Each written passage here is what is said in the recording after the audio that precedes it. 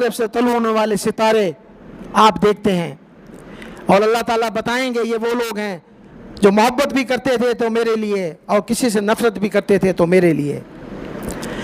اہل جنت ہر سانس کے ساتھ اللہ تعالیٰ کی تسبیح و حمد و ثنا بیان کریں گے۔ سیدنا ابو ہریرہ فرماتے ہیں کہ نبی اکرم صلی اللہ علیہ وسلم نے فرمایا سب سے پہلے مردوں اور عورتوں کا جو گروہ، جو گروپ جنت میں جائے گا، اس کے چہرے 14ویں کے چاند کی طرح چمک رہے ہوں گے، لوگ انہیں دور سے پہچان لیں گے۔ پھر ان کی خصوصیات بیان کی گئی ہے، ان کو رفع حاجت نہیں ہوگی، نہ ان کو پیشاب آئے گا، نہ پخانہ آئے گا، یا ناک سے کچھ نہیں نکلے گا۔ ان کے اگر پسینہ بھی آئے گا، اللہ تعالیٰ پسینہ خود دیں گے ان کو، کس لیے کہ ان کے پسینے سے خوشبو آئے گی۔ ہمارے پسینے سے تو بدبو آتی ہے، ان کے پسینے سے خوشبو آئے گی اور معطر ہو جائیں گے ماحول، اور ان کو سونے چاندی کے کنگن پہنائے جائیں گے، ان سے خوشبو نکل رہی ہوگی۔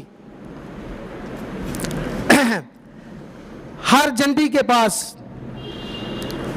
2 بیویاں ایسی ہوں گی جن کے حسن کی وجہ سے ان کی پنڈلی کا گوشت اندر سے دکھائی دے گا۔ جنتی لوگ بامی ان میں اختلاف نہیں ہوں گے، بغض نہیں ہوگا، بلکہ وہ ایک جان ہوں گے، صبح شام اپنے رب کی تسبیح بیان کرتے رہیں گے۔ اسے بخاری نے روایت کیا ہے۔ سیدنا ابو ہریرہ سے روایت ہے کہ میں نے عرض کیا یا رسول اللہ، مخلوق کس چیز سے پیدا کی؟ آپ نے فرمایا پانی سے۔ ہم نے عرض کیا جنت کس چیز سے بنی ہے؟ آپ نے ارشاد فرمایا اس کی ایک اینٹ سونے اور چاندی کی ہے، اس کا سیمنٹ تیز خوشبو والا مسک ہے، اس کے سنگریزے موتی اور یاقوت کے ہیں، اس کی مٹی زعفران ہے، جو شخص اس میں داخل ہوگا وہ راج کرے گا، کبھی اسے کوئی تکلیف نہیں ہوگی، نہ کبھی یہ محسوس کرے گا کہ دنیا میں اس کو کوئی تکلیف ہوئی تھی، اور وہ ہمیشہ زندہ و جاوید رہے گا، کبھی اس کو موت نہیں آئے گی۔ جنتیوں کے کپڑے کبھی پرانے نہیں ہوں گے، اور جنت کی نعمتیں کبھی فنا نہیں ہوں گی۔ کبھی یہاں تو ہم تو کوئی چیز ہوتی ہے محدود ہوتی ہے، اس کو زوال ہے، جنت میں کسی چیز کو زوال نہیں ہے، وہ چیز کبھی فنا نہیں ہوگی، ہمیشہ قائم و دائم رہے گی۔ سیدنا انس فرماتے ہیں کہ نبی کریم صلی اللہ علیہ وسلم نے فرمایا جنت العدن کو اللہ تعالیٰ نے اپنے ہاتھ مبارک سے بنایا، اس کو تعمیر کیا، جس کی ایک اینٹ سفید موتی کی ہے، ایک سرخ یاقوت، ایک سبز زمرد، اور اس کی مٹی مسک کی ہے، اس کے سنگریزے لولو کے ہیں، اس کا گھاس زعفران کا ہے۔ جنت کی تعمیر کے بعد اللہ تعالیٰ نے ارشاد فرمایا جنت والوں سے کہا جنتیوں تم لوگ فلاح پا گئے، ایماندار لوگ۔ پھر اللہ عز و جل ان کی تعریف فرمائیں گے، فرمایا پھر اللہ تعالیٰ فرمائیں گے میرے جلال و عزت کی قسم کوئی بخیل تجھ میں داخل نہیں ہوگا۔ پھر رسول کریم صلی اللہ علیہ وسلم نے یہ آیات تلاوت فرمائی جو لوگ نفس کی بخیلی سے بچا لیے گئے وہ فلاح پا گئے۔ بخیل سے مراد بخل، یعنی جس کو ہم عام لفظوں میں کنجوس کہتے ہیں، جو اپنے مال کو جمع کر کر کے رکھتے ہیں، نہ خود کھاتے ہیں، نہ اپنی اولادوں کو کھلاتے ہیں، نہ اللہ کی راہ میں خرچ کرتے ہیں، گن گن کے رکھتے ہیں، بس حساب کرتے ہیں، آج 1 ہے، کل 2، پھر 3، پھر 4، ایسے ہی مر جاتے ہیں۔ اللہ نے اگر آپ کو نعمتیں عطا کی ہیں تو وہ ظاہر ہونے چاہیے، پتہ لگنا چاہیے کہ یہ اللہ کا بندہ جا رہا ہے، دیکھیں یہ کیسی گاڑی، کیسی سواری استعمال کر رہا ہے، کیسا لباس پہنا ہوا ہے، کیسے جوتے پہنے ہوئے ہیں، نظر آنا چاہیے کہ اس پہ اللہ کی رحمت ہے۔ یہ نہ ہو پھٹے ہوئے کپڑے اور نہ خوشبو لگائی ہوئی ہے، نہ کوئی زینت اختیار کی ہوئی ہے، اللہ نے سب کچھ دیا ہے، اس کے باوجود بھی خرچ نہیں کرتے، ایسے ہی مر جاتے ہیں۔ پھر بعد میں آنے والے لوگ ان کی وہی چیزیں اپنے حصے میں ڈالے، ابھی مرتا ہی نہیں ہے، جنازہ رکھا ہوا ہوتا ہے، چیموں گوئیاں شروع ہو جاتی ہیں، کون کیا لے گا، کتنا لے گا، کس کا کیا ہے، یہ پہلے ہی شروع ہو جاتا ہے، اور وہ ایسے ہی مر جاتے ہیں۔ اس لیے اللہ نے اگر آپ کو دیا ہے، پتہ پتہ چلنا چاہیے کہ آپ پہ رب کی رحمت ہے. اگر آپ کو اللہ نے سواری دی ہے, اس کی استطاعت ہے آپ کو, تو وہ سواری آپ استعمال کریں, پتہ چلے کہ یہ اللہ کا رحمان بندہ ہے. اچھا لباس پہنیں, خوشبو لگائیں, اور اپنے اخلاق کو اچھا رکھیں. بد اخلاقی بھی بخیلی ہے. جتنا آپ متقی پرہیزگار بن جائیں, اللہ کے نبی فرماتے ہیں بد اخلاق بد زبان جنت میں نہیں جائے گا, چاہے وہ جتنا بھی نمازیں روزے رکھتا ہو. اپنے اخلاق کو بہتر کریں. لوگ جب آپ سے ملے تو خوش ہو کے ملیں, اچھے انسان سے مل رہے ہیں. ایسا نہ ہو کہ بدتمیز انسان سے مل رہے ہیں جس کی زبان سے بھی انسان محفوظ نہیں ہے. اس لیے اپنے اخلاق کو, اپنے پیار کو, اپنی محبت کو زندگی میں ایک چیز اپنے آپ بنا لیں, ایک اپنی زندگی کا مقصد بنا لیں. اگر آپ کسی کو فائدہ نہیں دے سکتے, کم از کم کسی کو نقصان مت دیں. آپ کی ذات سے کسی کو نقصان نہ پہنچاؤ. کوئی اگر آپ سے ملنے کے لیے آئے تو وہ خوش ہو کے جائے, فلاں آدمی کے پاس جائیں گے, یار عزت سے بٹھائے گا, احترام سے بات کرے گا, ضرورت ہوئی تو چائے پانی بھی پوچھ لے گا. انسان کی ایسی فطرت ہونی چاہیے. اس لیے وہ بھی بخیل ہے جو اپنا مال خرچ نہیں کرتا, وہ بھی بخیل ہے جس کی زبان اچھی نہیں ہے. اپنے اخلاق کو, اپنے پیار محبت کو بڑھائیں. اپنے رشتہ داروں میں, اپنے دوستوں میں, اپنے ملنے جلنے والوں میں اپنے پیار محبت کو اضافہ کریں تاکہ لوگ آپ کی تعریف کریں. زندگی 50 60 60 70 بس اسی میں ختم ہو جاتی ہے. کیا لے کے جانا ہے؟ میں نے پہلے جیسے آپ کو کہا کہ ابھی یہیں پڑھا ہوتا ہے, حساب کتاب اوپر والے شروع کر دیتے ہیں. اگر کوئی بیچارہ غریب ہے تو سوچو بچار ہوتی ہے کہ قبر کا خرچہ کون کرے گا, کیسے ہوگا. امیر ہے تو یہ حساب شروع ہو جاتا ہے, ابھی میرا مال کتنا ہے, اس کا کتنا ہے, اس کا کتنا ہے, اس کا کتنا ہے, فائدہ.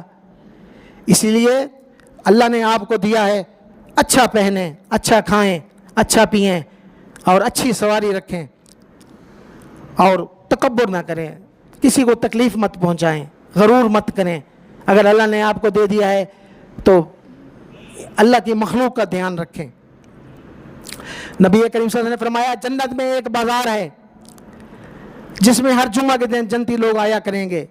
شمال کی طرف سے ایک ہوا چلے گی جس کا گرد و غبار مشک اور زعفران پر مشتمل ہوگا. جب وہ جنتیوں کے چہرے اور کپڑوں پر پڑے گا تو ان کے حسن و جمال میں اضافہ ہو جائے گا. جب وہ پلٹ کر اپنے گھر کو جائیں گے تو ان کی بیویاں دیکھیں گی تو وہ کہیں گی کیا ہوا, جب سے تم گئے ہو ابھی واپس آئے ہو تمہارے حسن و جمال میں اضافہ ہو گیا ہے, ہماری تو نظر نہیں ٹکتی. تو وہ کہیں گے میں بھی جب سے واپس آیا ہوں تجھے دیکھ رہا ہوں, تیرے بھی حسن و جمال میں اضافہ ہو گیا ہے. اللہ تعالیٰ جب ایک ملاقات کے بعد دوسری ملاقات ہوگی تو آپ اپنی بیویوں کے لیے اور بیویاں آپ کے لیے حسن و جمال ان کا اضافہ ہو جائے گا اور آپ کی محبت میں اور اضافہ ہو جائے گا. جنتی لوگ کہیں گے واللہ ہمارے بعد تمہارے حسن و جمال بھی پہلے سے بڑھ گیا ہے. اسے مسلم نے روایت کیا ہے. جنت میں 4 نہریں ہیں, ہر نہر کا ایک ایک نام ہے. اچھا ان کی خصوصیت کیا ہوگی؟ اللہ تعالیٰ سے دعا ہے اللہ تعالیٰ ہم سب کو جنت الفردوس میں اپنے جگہ دے. اس کی خصوصیت کیا ہوگی؟ مثلا میں چاہتا ہوں کہ میرے گھر کے آگے سے نہر گزرے, ادھر سے گزرے, ادھر سے گزرے, پھر آگے جائے. آپ جو ہی اشارہ کرتے جائیں گے وہ نہر کا کچھ حصہ نہر بن کے چھوٹا آپ کے گھر کے ارد گرد آپ کے محل کو وہ سیراب کرے گی. جیسے آپ چاہیں گے ایک چشمے کی شکل میں بن جائے گا, جیسے آپ چاہیں گے آپ کے مزاج ہوگا اللہ تعالیٰ ویسے بنا دیں گے. یہ 4 نہریں ہوں گی. اللہ کے نبی صلی اللہ علیہ وسلم نے فرمایا کہ میں آپ کو ایک ایسا وظیفہ نہ بتاؤں جس کے کرنے سے جنت میں آپ کے نام سے ایک درخت لگ جائے گا جو اللہ تعالیٰ اس پہ لکھ دیں گے یہ فلاں شخص کے درخت ہے. تو صحابہ نے عرض کیا یا رسول اللہ بتائیں. تو آپ نے فرمایا کہو سبحان اللہ, اللہ پاک ہے, الحمدللہ تعریف صرف اللہ کے لیے ہے, واللہ لا الہ الا اللہ کے سوا کوئی الہ نہیں, अल्लाह अकबर, अल्लाह सबसे बड़ा है, ये कहने पर ये वो कलमात हैं तुम्हारे लिए जन्नत में एक दरख्त लगाया जाएगा। इसे इब्ने माजा ने रिवायत किया है। देखें अल्लाह ताला की नेमतें, देखें आप, कभी ख़त्म नहीं होंगी, कभी फना नहीं होंगी, कभी मौत नहीं आएगी, कभी बुढ़ापा नहीं आएगा, आपको ये गम नहीं होगा, ये आपकी सोच भी नहीं, अल्लाह ने उसको दवाम दिया है, कभी ना ख़त्म होने वाला। मौजें करें। मांगा क्या है? शिरक मत करो, बिदत मत करो, मेरी मखलूक को तंग मत करो, किस फ़ायदा पहुंचाओ, उसको तकलीफ मत दो, अल्लाह के बताए हुए चंद चीज़ें हैं उस पर अमल करो, हज, रोज़ा, ज़कात, मामूली सी चीज़ें हैं जो इंसान आसानी से कर लेता है। 5 वक्त नमाज में कितना टाइम लगता है? सारों नमाजों को इकट्ठा करें, अगर आप तसल्ली से नमाज पढ़ें तो मेरे ख्याल 2 घंटे में नहीं है 5 नमाजों में। हज ज़िंदगी में एक मर्तबा, अगर वो भी आपको अल्लाह ने तौफीक दी है, और रमज़ान शरीफ साल में एक बार। अगर जदीद साइंस को आप देखें, एक किताब आई है, उसका नाम है साइंस और सुन्नत नबवी, साइंस और सुन्नत नबवी। उसमें वो गालिबन वो जनूबी अफ्रीका का है डॉक्टर, उसने कहा है कि अगर ये जो कैंसर होता है हम लोगों को, अल्लाह सबको महफूज रखे इस बीमारी से, अल्लाह तमाम इंसानियत को महफूज रखे। अगर हम महीने में खाना पीना छोड़ दें, मुख्तर वक्त में खाएं, तो हमारा जिस्म जो है, जो कैंसर के असरात होते हैं, जो जरासीम होते हैं, उनको खुद ही खा जाता है, ख़त्म कर देता है। ये जदीद साइंस कहती है। और हमारे नबी करीम सल्लल्लाहु अलैहि वसल्लम ने साल में एक मरतबा महीने के लिए रोज़े मुकर्रर किए हैं। फिर एक मुसलमान ने उसकी तारीफ़ की है, अमेरिका में एक सेमिनार हुआ, उसने ये थ्योरी पेश की कि मेडिकल साइंस सुन्ना रसूल करीम सल्लल्लाहु अलैहि वसल्लम, कि तुम लोग आज इसकी बात कर रहे हो कि भी ऐसा करना चाहिए जो कैंसर के असरात ख़त्म हो जाते हैं, हम तो 1400 साल से ये चीज़ कर रहे हैं। तो मामूली सी चीज़ें, थोड़ी सी कुर्बानी होती है। इंसान खतावार है, गुनाहगार है, बल्कि अल्लाह के नबी सल्लल्लाहु अलैहि वसल्लम ने फरमाया, इंसान मुरक्का खता व नसियान, खताएं गुनाह गलतियां करता है, लेकिन फिर अल्लाह से माफ़ी मांगता है, अतराता नहीं है, अल्लाह से अपने गुनाहों की माफ़ी मांगता है, और हमेशा कहता है अल्लाह मुझे इन चीज़ों से बचा, ये मेरी ताकत नहीं है, ना मेरी ये औकात है कि मैं गुनाहों से बच सकूं, तेरा करम, तेरा फजल, तेरे इनायात होगी तो मैं बच सकूंगा, वरना इंसान की क्या औकात है। हमेशा इंसान को अल्लाह से पनाह मांगनी चाहिए। जब तक अल्लाह की मेहरबानी शामिल हाल ना हो, इंसान की औकात नहीं है कि वो बच सके, उसके शऊर लाशऊर दोनों बेकार हो जाते हैं।